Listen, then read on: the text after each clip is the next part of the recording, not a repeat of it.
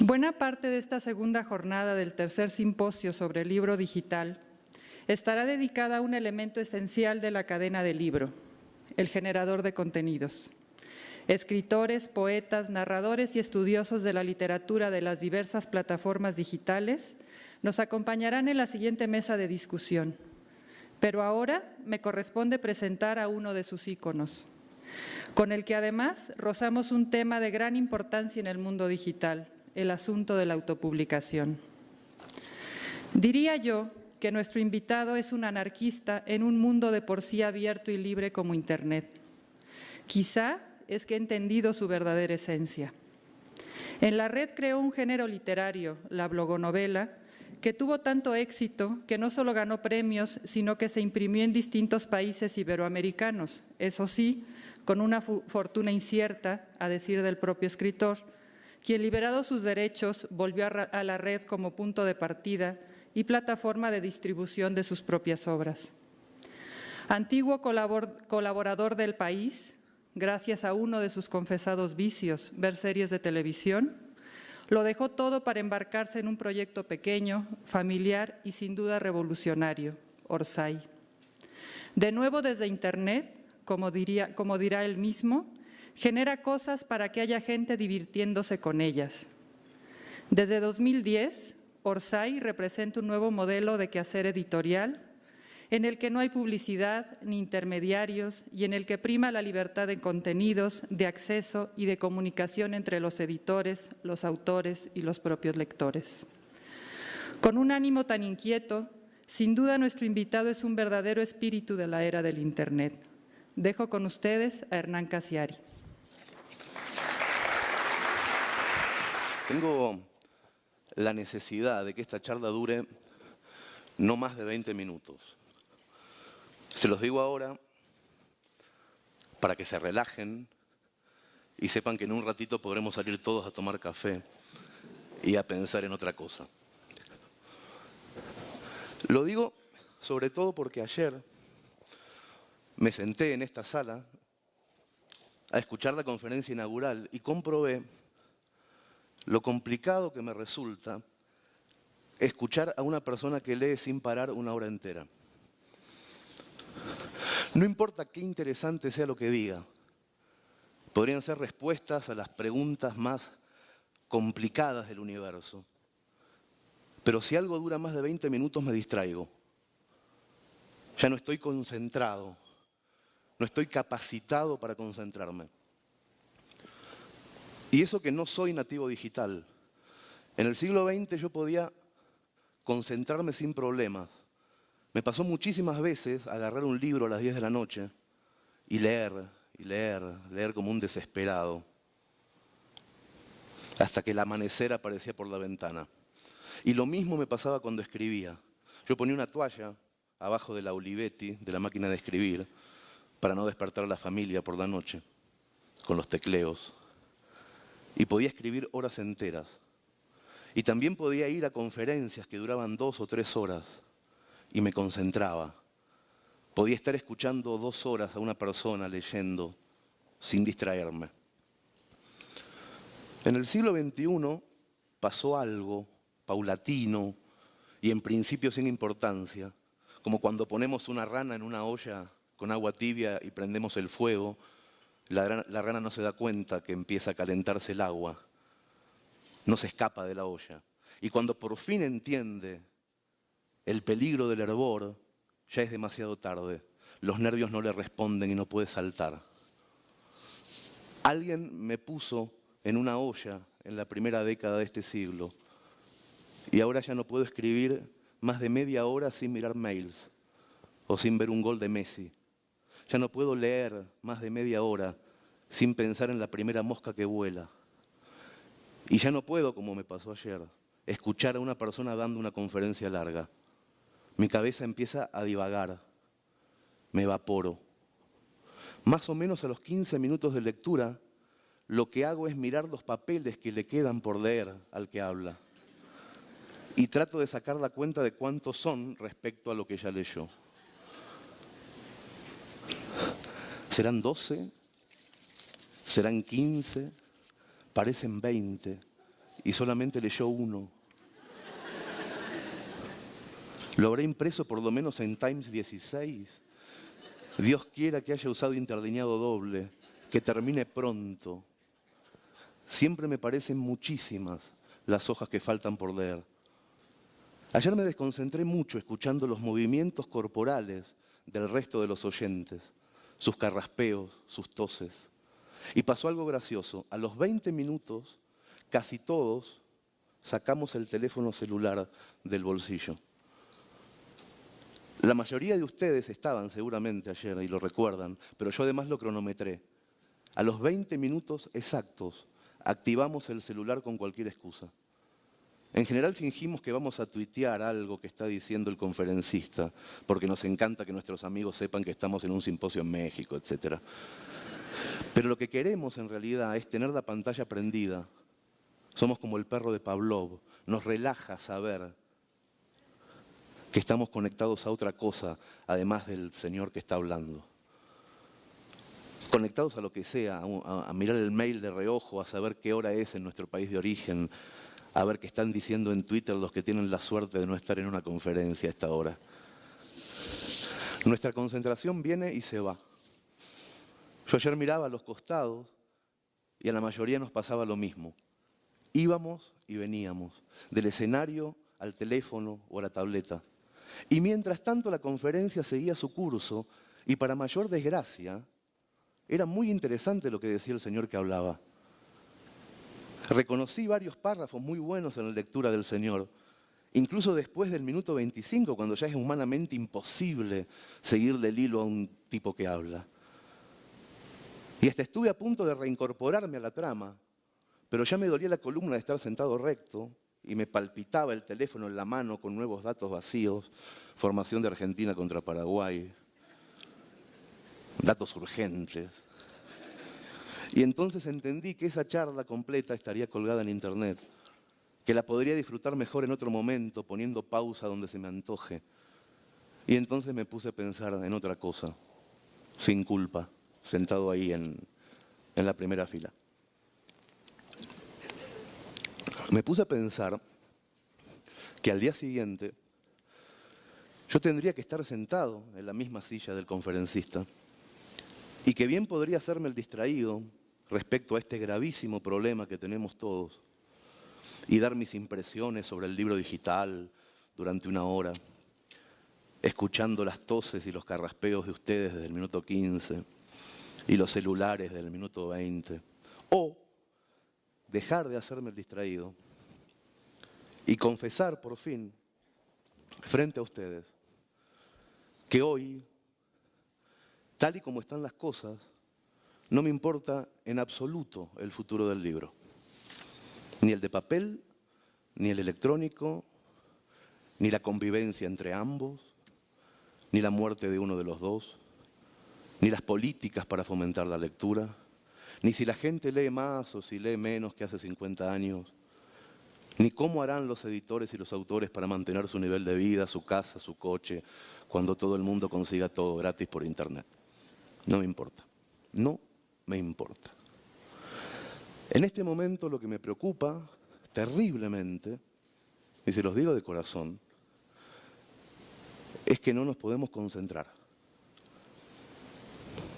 La falta de concentración es lo que me preocupa, lo que nos cuesta leer, lo que nos cuesta escribir, lo que nos cuesta escuchar.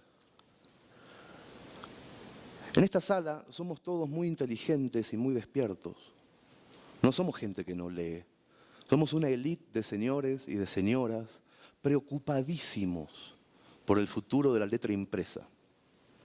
En esta sala hay editores, hay bibliotecarios, escritores, humanistas, libreros, periodistas. Quiero decir, en esta sala estamos los que hemos venido al mundo para reflexionar sobre cómo tenemos que hacer para que los otros, los que no somos nosotros, lean. Para que los otros lean. Porque supuestamente los que participamos de estos seminarios y de estos simposios no tenemos ningún problema con eso, ¿no? Leemos igual que antes con la misma concentración, ¿no? Y ahí está el asunto, yo creo que no. Yo creo que es necesario confesar de una vez por todas que cuando nos quedamos solos en los hoteles, en este simposio o en cualquier otro parecido, la mayoría de nosotros estamos asustados porque no nos podemos concentrar más de media hora en nada que no nos resulte placentero de verdad. Y no son libros. No duramos ni 10 minutos con un libro abierto. Ni de papel, ni en PDF, ni electrónico. Procrastinamos todo el tiempo. Nos resultaría vergonzoso si se hiciera público nuestro historial de navegación de ayer por la noche. Y si cuento esto, si en vez de hablar del libro digital y de las nuevas no sé qué y usar la palabra paradigma y todo esto, si en vez de eso decido ser sincero y troglodita en un simposio del libro, es porque no quiero que ustedes, mientras hablo, se acomoden en la silla y tosan y carraspeen y miren el teléfono cuando algo que los entretenga más que esto empiece a ocurrir. Voy a ser muy breve. Ayer, mientras escuchaba las ponencias en las mesas redondas, pensé en algo horrible. Pensé en un mundo paralelo en donde todos nos habíamos convertido en bulímicos y en anoréxicos y no éramos capaces de decirlo en voz alta. ¿Qué hacíamos para disimular? Nos reuníamos en simposios para debatir si era mejor cocinar en horno tradicional o en modernísimos microondas. Y estábamos todos piel y hueso, ojerosos, con trastornos alimentarios, pero decíamos frente al micrófono que si bien el microondas era el futuro, el horno de toda la vida nunca iba a morir del todo. Y nadie en ese mundo paralelo, nadie se preguntaba nunca cómo hacer para volver a disfrutar un pedazo de carne con placer. Cómo hacer para que nuestros hijos no vomiten a escondidas en los baños. Cómo hacer para que otra vez nos guste masticar con la boca abierta sin que nos importe dónde se cocina ese manjar. Yo tengo una hija de 9 años, nativa digital absoluta, no tiene la menor nostalgia por los libros de papel. Yo a veces le digo, mirá, Nina, o lee este libro de mi infancia, o lee la mezcla de tinta, de papel, de tiempo, y ella lo huele y me dice, ¡qué asco! Tiene olor a las camisetas que pones en el cesto de la ropa sucia. Y tiene razón, yo la admiro y la envidio a mi hija, esa ausencia de melancolía por el libro tradicional.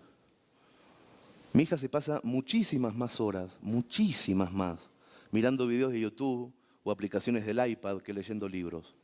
Hasta hace un tiempo eso a mí me preocupaba. Yo le decía a mi mujer, esa fragmentación que consume nuestra hija no le va a permitir en el futuro concentrarse en nada. Pero ella no me preocupa en absoluto porque no creo que el mundo, dentro de 30 años, tenga como virtud la concentración. Ya somos la rana hervida. Ya se nos pasó el tiempo de saltar de la olla y salvarnos.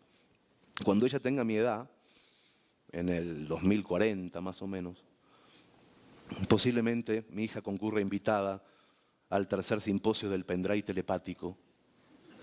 En esa época los contenidos culturales se van a traspasar a los cerebros por una ranura mediante un dispositivo en menos de medio minuto. Por ejemplo, la experiencia de leer El Quijote va a durar 20 segundos. Y ya tenés todo Cervantes adentro de la cabeza. Y mi hija irá a ese simposio y tendrá nostalgia del libro digital y del iPad. Tendrá nostalgia de las épocas en donde todavía los humanos lográbamos mirar videos de YouTube 15 minutos seguidos. No hace mucho intenté leerle un cuento infantil famoso a mi hija, el Hansel y Gretel de los hermanos Grimm. Me senté en su cama y puse esta voz que pongo ahora, que es mi voz de leer en voz alta. Le estaba contando el cuento y en el momento más tenebroso de la aventura, Hansel y Gretel descubren que unos pájaros se comieron las bolitas de pan, un sistema muy simple que habían ideado para poder volver a casa. Los hermanitos se descubren solos en el bosque, perdidos, y empieza a anochecer. Entonces mi hija me dice, justo en ese punto, en ese clímax de la historia, me dice, no importa, que lo llamen al papá por el celular. Y ahí pensé por primera vez que mi hija no tiene una noción de la vida ajena a la telefonía inalámbrica, a las tabletas, a la comunicación absoluta. Y al mismo tiempo descubrí qué espantosa resultaría la literatura, toda la literatura en general, si el teléfono móvil hubiera existido siempre. ¿Cuántos clásicos habrían perdido su nudo dramático? ¿Cuántas tramas hubieran muerto antes de nacer? Piensen ustedes, que son libreros y editores, que son gente culta, que está casi llenando la sala. Piensen ahora mismo en una historia clásica, en cualquiera que se les ocurra, desde la Odisea hasta Pinocho, pasando por El viejo y el mar, Macbeth, El hombre de la esquina rosada, La familia de Pascual, cualquiera. No importa si el argumento es elevado o es popular, ni las distancias, ni las geografías. Piensen ahora mismo en una historia clásica que conozcan de memoria, con introducción, nudo y desenlace. ¿Ya la tienen? Bien. Ahora pónganle un teléfono móvil en el bolsillo al protagonista. No un aparato viejo a disco, sino un teléfono como los de ahora, como este, con cobertura, con conexión a correo electrónico, a chat, con 3G para enviar mensajes de texto, con la posibilidad de llamar internacionalmente. ¿Qué pasa con la historia clásica que eligieron? ¿Funciona la trama de la historia clásica que eligieron? Ahora que los personajes pueden llamarse desde cualquier parte, ahora que tienen la opción de chatear, de enviar WhatsApps. ¿No es cierto que no funciona un carajo la trama? Mi hija, sin ser consciente, me abrió la puerta a una teoría espeluznante. No solo la tecnología nos está destrozando la concentración como lectores, sino que también nos está haciendo añicos las historias que le tenemos que contar a nuestros hijos, nativos digitales. Con un teléfono móvil en la canasta, Caperucita alerta a la abuela a tiempo y la llegada del leñador no es necesaria. Con un celular en la mano, Penélope ya no espera con incertidumbre a que Ulises llegue de la guerra. Con un iPad, el coronel sí tiene quien le escriba por lo menos algún mensaje, aunque sea spam. Y Tom Sawyer no se pierde en el Mississippi gracias a Google Maps. Y el cerdito de la casa de madera le avisa a su hermano que el lobo está por llegar. Y Gepetto recibe una alerta de la escuela diciendo que el hijo no fue a la mañana. Un enorme porcentaje de historias escritas o cantadas o representadas tuvieron como principal fuente de conflicto la distancia, el desencuentro y la incomunicación. Pudieron existir esas historias gracias a la enorme concentración de sus autores y de sus lectores y a la ausencia de mecanismos tecnológicos. Ninguna historia de amor habría sido trágica o complicada si los amantes esquivos hubieran tenido un teléfono en el bolsillo. La historia romántica por excelencia, por ejemplo, Romeo y Julieta, basa toda su tensión dramática en una incomunicación fortuita. La amante finge un suicidio, el enamorado la cree muerta y se mata, y entonces ella, al despertar, se suicida de verdad. Disculpen el spoiler. Ahora, si Julieta hubiera tenido teléfono móvil, le habría escrito en WhatsApp a Romeo en el capítulo 6, me hago la muerta, pero no estoy muerta. No te preocupes, beso, nos vemos en Verona. Ahora, pobre Shakespeare. Todo el grandísimo problema dramático de los capítulos siguientes se habría evaporado. Las últimas 40 páginas no tendrían sentido. Muchas obras importantes habrían tenido que cambiar su nombre por otros más adecuados. La tecnología habría desterrado por completo la soledad en Aracataca. Y entonces la novela de García Márquez se llamaría como mucho 100 años sin Wi-Fi. O la famosa otra novela de James Cain, El cartero llama 2 veces, se llamaría El Gmail me duplica los correos entrantes. Samuel Beckett habría tenido que cambiar el nombre de su tragicomedia en 2 actos por un título más acorde. Por ejemplo, Godot tiene el teléfono apagado o está fuera del área de cobertura. O en la obra El JPG de Dorian Gray, Oscar Wilde contaría la historia de un joven que se mantiene siempre lozano en virtud de un pacto con Adobe Photoshop. Mientras que en la carpeta imágenes de su teléfono una foto de su rostro se pixela sin remedio. La bruja de Blancanieves no consultaría todas las noches quién es la mujer más bella del reino, porque el costo por llamada del oráculo sería de 1,90 el minuto, demasiado caro. Se contentaría con preguntarlo 1 o 2 veces al mes y tarde o temprano se cansaría. Nosotros también nos cansamos, nos aburrimos con las historias de solución automática. Todas las intrigas, los secretos, los destiempos de la literatura, los obstáculos que siempre generan las grandes tramas, fracasan en la era digital y nos hunden en una apatía gigantesca. Lo tecnológico, me explicó sin querer mi hija, nos empieza a entorpecer las historias que contamos y las historias que leemos. Las hace más tristes, las hace menos sosegadas, las hace mucho más predecibles. Y entonces me pregunto, y sobre todo les pregunto, ¿no será eso lo que nos desconcentra? ¿No estará acaso ocurriendo lo mismo con nuestra vida real? ¿No estaremos privándonos de aventuras novelescas por culpa de la conexión permanente? ¿Alguno de nosotros alguna vez correrá desesperado al aeropuerto para decirle a la mujer que ama que no suba ese avión, que la vida es aquí y ahora? Yo sinceramente creo que no. Le mandaríamos un mensaje de texto lastimoso, breve, desde el sofá. ¿Para qué correr si está el coso este? ¿Para qué hacer el esfuerzo de vivir al borde de la aventura si algo siempre nos va a interrumpir la incertidumbre? Una llamada a destiempo, un mensaje en Facebook, un tuit gracioso en el medio de esta conferencia. Nuestro cielo está infectado de señales binarias. Cuidado que el duque está yendo ahí para matarte. Ojo, que la manzana está envenenada. No vuelvo esta noche a casa porque he bebido. Mi suicidio es falso. Te amo a pesar de mi familia y de la tuya. Papá, ven a buscarnos pronto, porque unos pájaros están comiendo las migas de pan.